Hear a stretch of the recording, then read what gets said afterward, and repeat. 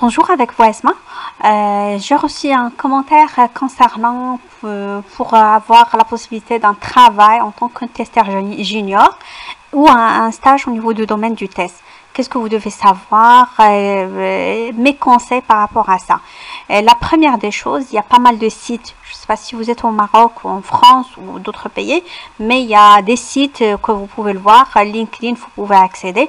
Il y a pas mal pas mal d'annonces où vous pouvez voir les offres, qu'est-ce qu'ils cherchent, les profils qu'ils cherchent. La première des choses, vous devez vérifier ce qui est mentionné. Est-ce qu'il correspond à ce que vous avez et est-ce que vous cherchez? Parce que parfois, même s'il mentionne ici testeur junior, ça c'est juste, j'ai pris juste le premier qui sort et je lis. Mais ça peut qu'il vous demande, par exemple, des logiciels que vous savez que vous ne maîtrisez pas et vous n'êtes pas intéressé, vous ne voulez même pas l'utiliser. Du coup, c'est pas la peine parce que par la suite, vous serez amené à travailler avec des logiciels. La deuxième des choses, lorsque vous préparez votre CV, qu'il soit attirant auprès pour le recruteur, lorsqu'il va recevoir des centaines de CV, qu'il voit de la différence au niveau de votre CV, qu'il soit bien préparé, bien présenté. Si mettez que les logiciels que vous maîtrisez, je ne dis pas que vous le maîtrisez à 100%, même si les personnes qui sont experts au niveau de domaine, parfois ils travaillent pour un logiciel pendant une année, par la suite ils passent à un autre, du coup ça se trouve qu'il y a 4 ans qu'il n'a pas travaillé avec le logiciel, mais qu'il a amené à retravailler avec, et ça peut qu'il y avait pas mal de mises à jour qui étaient effectuées sur le logiciel. Le cas par exemple pour le Java J2E, à chaque fois il y a de la nouveauté. Ce qu'on a fait, ce qu'on a eu comme étude au niveau de 2010 ou 2009, c'est vraiment, ça n'a rien à voir avec ce qu'on a maintenant en 2021. Du coup, essayez de, par exemple, si vous voulez faire une reconversion vers le domaine informatique, déjà il y a pas mal de vidéos. Par la suite, je peux mettre à jour la description avec des liens que je vois intéressants. Parce que même, soit par exemple, vous focalisez sur un logiciel de développement, ou un logiciel ou par exemple pour faire des scripts, juste par exemple que C ou que Java ou que PHP, je ne sais pas c'est ce qui vous intéresse. Par exemple, lorsque vous allez maîtriser, comme on a dit, pas à 100% les principes de ce langage de programmation, pardon, et le recruteur, la personne qui va vous recruter, il sait déjà que vous avez une base au niveau de l'algorithme, et quand vous avez maîtrisé ce langage de programmation, vous aurez la possibilité de maîtriser n'importe quel langage de programmation.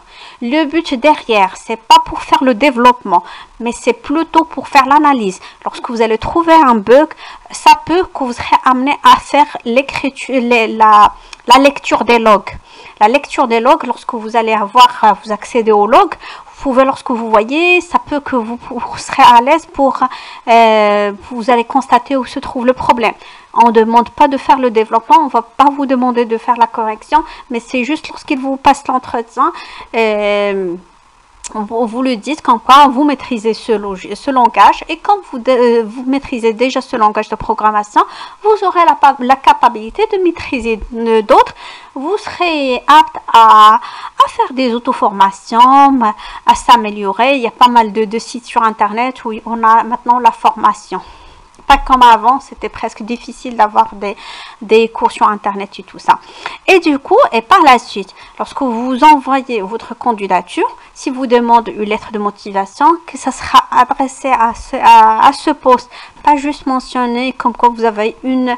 Je sais, on a une lettre de motivation qu'on l'envoie à tous les recruteurs, mais au moins prenez le temps, si vous avez le nom du recruteur, notez son nom, notez par exemple la date d'aujourd'hui, les modifications comme quoi vous avez personnalisé cette lettre de motivation pour ce poste. Mais là, le CV, c'est la première des choses qui attire le recruteur. Du coup, travaillez votre CV, n'ayez pas de fautes. Et lorsque j'ai dit des fautes, ça se trouve, il y a des personnes qui veulent modifier son CV à la dernière minute. Ça se trouve que vous avez des fautes d'orthographe. Une fois que le recruteur le voit, il va même pas prendre la peine de vous appeler et vous assurer que effectivement vous avez... C'est bon, il passe à autre CV parce que lui, il reçoit plusieurs.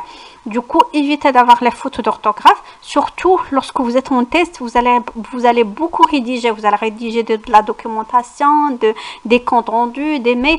Du coup, s'il voit qu'il y a des fautes d'orthographe, il va dire comme quoi même lorsque je vais le recruter, ça se trouve qu'il va faire ça au niveau de son travail. Mais ça se trouve que c'est juste une erreur, que vous n'allez même pas le faire au niveau de votre travail.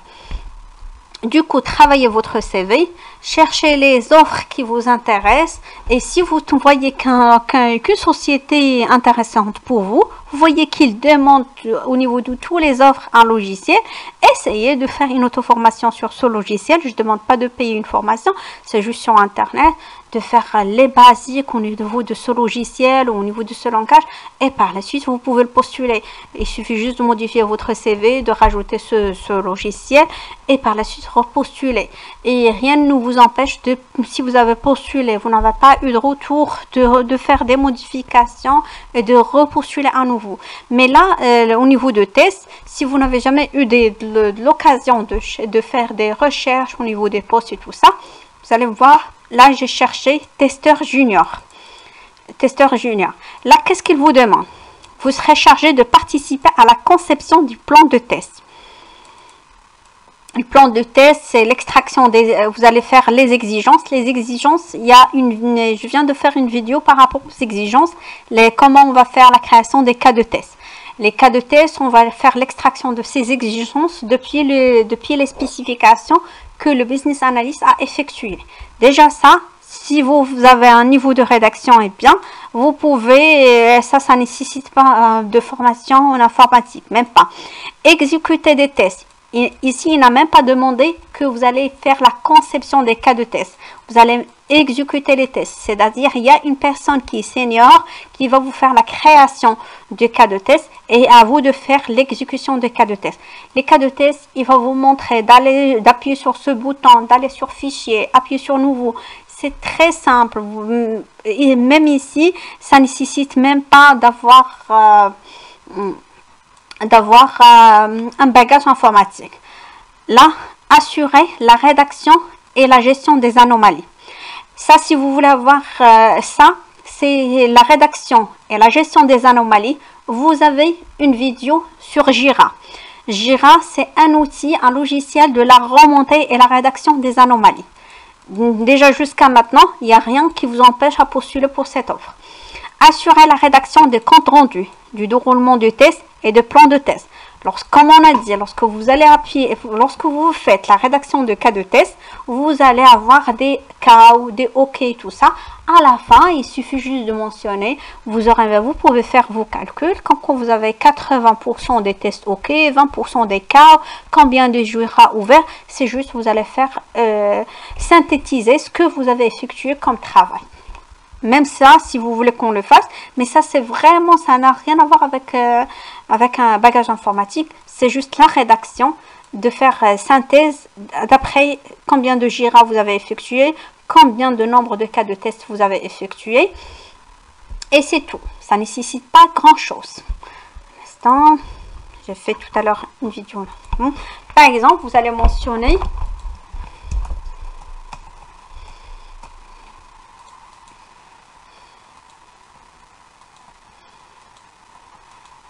exemple, on constate qu'on a 20%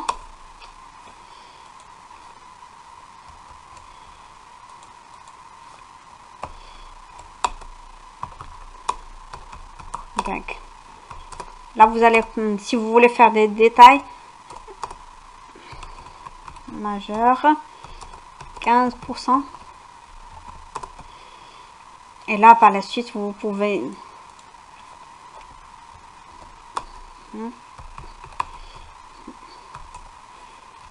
Voici les numéros de Jira. Si vous travaillez avec Squash, vous allez mentionner, ou vous pouvez juste... Ou voici les références, par exemple, les références des anomalies.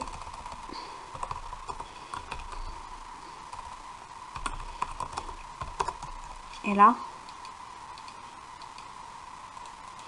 Et là, vous allez mentionner par exemple, ça c'est les numéros. Et vous pouvez même le mettre par exemple comme lien. Il va vous mettre lien et vous pouvez mettre le lien de votre Jira. Comme ça, une fois votre chef, il appuie sur ça, il accède directement au Jira que vous avez créé. Et c'est bon, parfois vous pouvez même faire un diagramme, le diagramme que vous avez eu depuis votre fichier Excel par rapport au nombre de OK, de cas et tout ça. C'est ça, à chaque fois, ça se peut que vous le faites chaque fin de journée, ça se peut que vous le faites qu'en fin de semaine, après lorsque vous finalisez une partie de test, selon la méthode de travail que vous faites. Et là, du coup, ici, il vous demande rien. Il vous demande pas de... Et là, maintenant, il vous demande comme quoi vous devez avoir ça. Vous avez, au niveau des connaissances de test logiciel, ça, vous pouvez le dire comme quoi vous avez fait soit une formation payante ou une auto-formation. Vous savez c'est quoi les tests, les types de tests, les niveaux de tests, les niveaux de tests d'acceptation, système, les tests unitaires, les tests comme quoi... tous les 4 niveaux de test. Et là, au fur et à mesure, lorsqu'il va vous poser des questions, vous allez répondre. Ils savent très bien que vous avez un bagage au niveau de domaine. Le développement, comme on a dit, minimum que vous maîtrisez pas un logiciel à 100%, mais quand même vous aurez un langage de programmation, que ce soit C, Java, selon vous. Que par la suite, ça peut que vous maîtrisez des logiciels, mais la société utilise d'autres. Du coup, c'est comme ça, vous le dites. Comme j'ai eu la possibilité d'avoir que je maîtrise ce langage de programmation, j'aurai aussi, je fais des auto-formations pour m'adapter. Comme ça, vous allez maîtriser les autres. Le but, c'est pas de maîtriser tout, mais c'est que vous aurez l'appétit, vous êtes une personne motivée, vous allez chercher l'information. C'est ça ce que ce que vous devez montrer aux recruteurs. Là, la maîtrise de certains outils. Là, il y a le Squash TM. Squash TM et Jira. Comme on a dit, Jira, vous avez déjà des logiciels. Squash TM, c'est très simple. HPALM, c'est un logiciel qui fait le management du test. J'ai déjà fait une vidéo, mais une vidéo qui fait juste la présentation. Comme ça, vous pouvez savoir c'est quoi et tout ça. Et TestLink, c'est un logiciel où vous faites l'exécution et la rédaction des cas de test. Ici, comme il a mentionné que vous allez faire l'exécution des cas de test, et TestLink, vous allez mentionner vous allez juste faire des boutons, vous allez choisir OK, cas, non testé, et vous allez noter commentaire. C'est très simple, c'est pas très difficile, il suffit juste d'avoir une vidéo sur internet, vous allez savoir de quoi il s'agit. C'est pas très difficile, c'est pas un logiciel de développement, mais c'est un logiciel de management de tests. Jira, de la remontée des anomalies.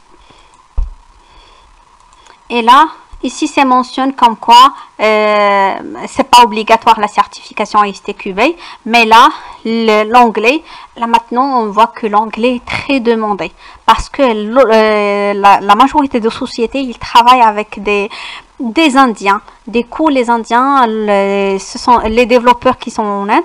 Du coup, on travaille avec eux en anglais. Du coup, presque la documentation, les remarques, les Jira et tout ça, parfois vous serez amené à les rédiger en anglais.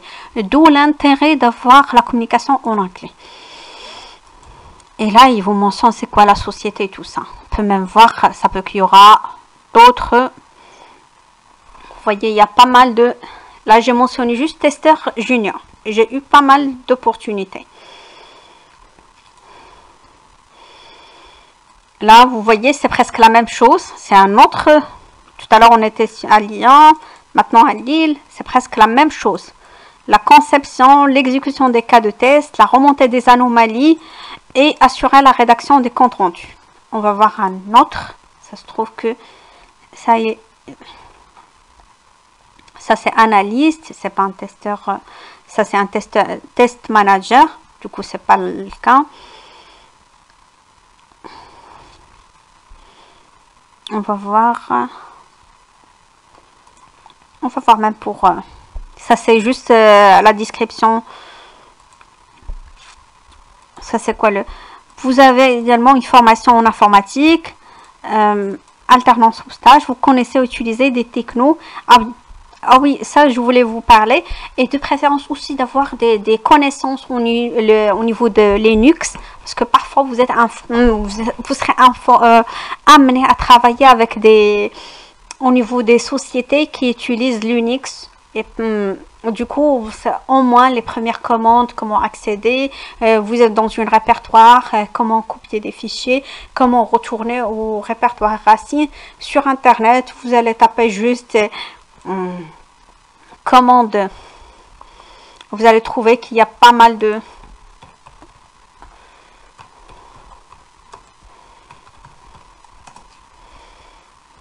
Même ça, vous voyez, ça c'est pour faire la concaténation, ça c'est pour afficher. Il suffit juste de taper mort et vous allez voir beaucoup de commandes. Du coup, il suffit juste d'avoir cette base. Juste, pas tout ça.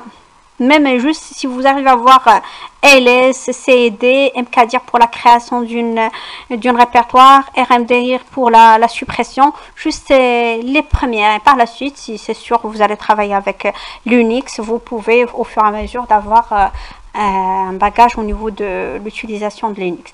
Et aussi les API. Les API, normalement, ils sont utilisés par les intégrateurs, mais ça se trouve que vous allez l'utiliser. Ça se trouve, essayer de se renseigner auprès des API.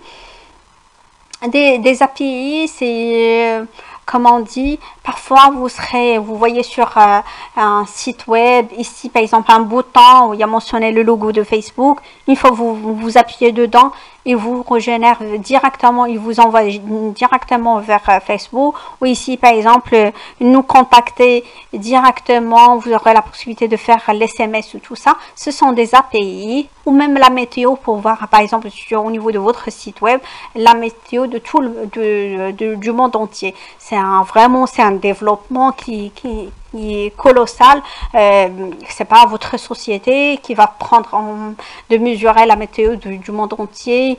Et vous, à chaque fois, une fois que vous appuyez sur ça, vous allez rediriger vers une fenêtre. Il suffit juste de taper la ville ou le pays et vous aurez la météo de cette ville. Mais ça, c'est vraiment une API déjà prédéfinie. Il suffit juste que les développeurs, ils vont l'utiliser au niveau du code. Mais vous allez l'utiliser pour tester. Vous allez utiliser la partie API au niveau des tests. Là, la majorité, vous allez trouver des API REST ou SOAP. Et là aussi SQL. SQL, c'est très demandé parce que parfois vous serez amené à faire des recherches ou des modifications au niveau de la base de données. Je ne vous demande pas d'être un administrateur de base de données, mais c'est juste le strict minimum. Comme on a fait maintenant avec Linux, il suffit juste de faire les premières commandes au niveau de SQL et c'est bon. Du coup, il suffit juste de travailler il y a pas mal de logiciels. Vous voyez maintenant ici, presque vous avez tout.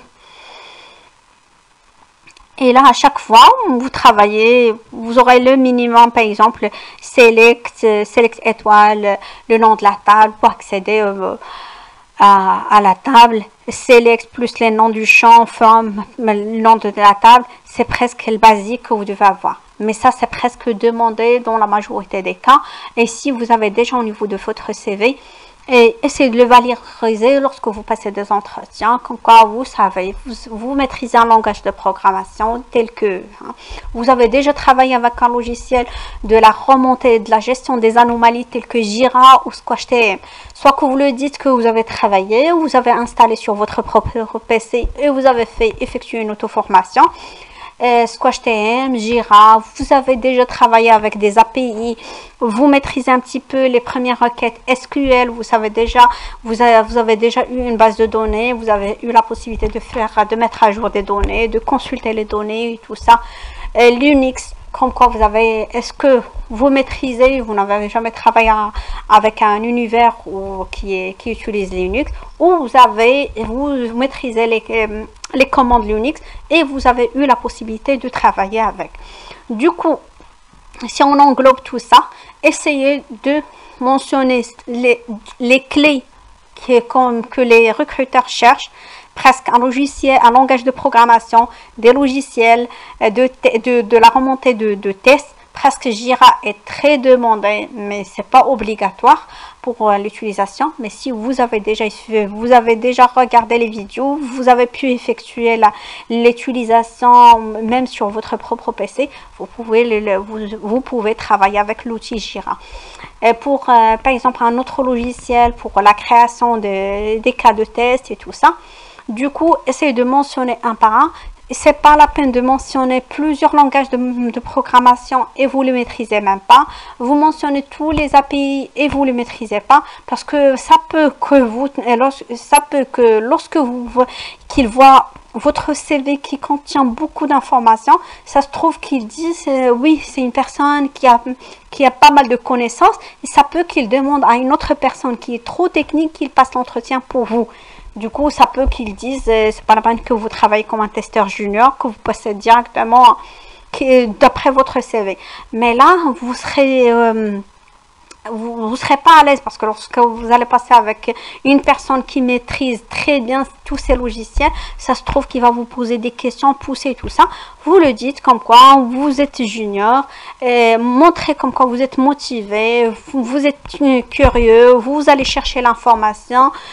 Aussi, vous êtes curieux au niveau, vous allez chercher les anomalies, trouver les bugs, les remonter, faire la rédaction des rapports, travailler en équipe.